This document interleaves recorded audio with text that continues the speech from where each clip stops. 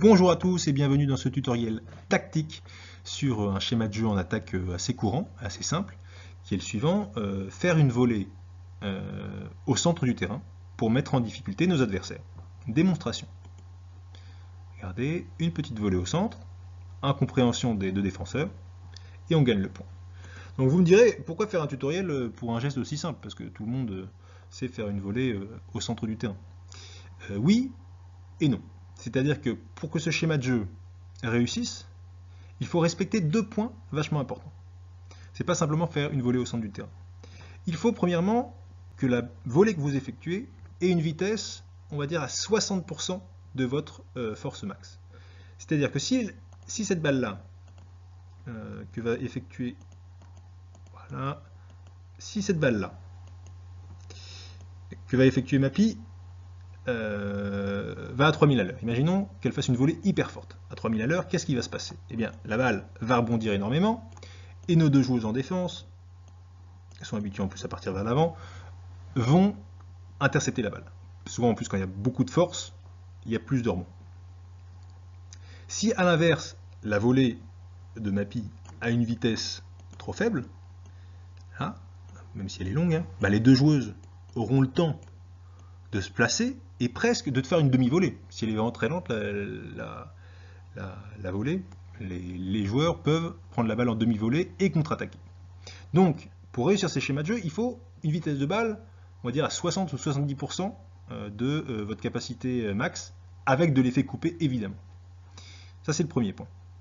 Deuxième point, pour réussir ce schéma de jeu, et ça c'est le plus important, le rebond. Où est-ce que vous devez viser le premier rebond de votre volée? C'est-à-dire, vous allez voir, le rebond là. Vous voyez où la balle a rebondi? Je vous le remets. Regardez. Pour réussir ce type de schéma, il faut que votre balle, et c'est le plus important, c'est ce qu'il faut retenir de ce tutoriel, que votre balle rebondisse en premier rebond, ici, dans cette zone-là. Et pourquoi dans cette zone-là et pas cette zone-là? Eh bien c'est assez simple.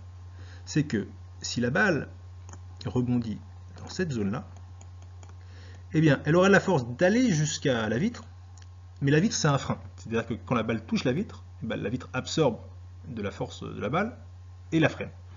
Et donc cette balle-là va aller jusqu'à la vitre, mais n'aura pas assez de force pour repartir, et donc elle va tomber, le deuxième rebond va tomber dans cette zone-là. Et ici c'est très difficile de défendre. On est déjà loin, souvent en plus avec la vitre, la balle retombe.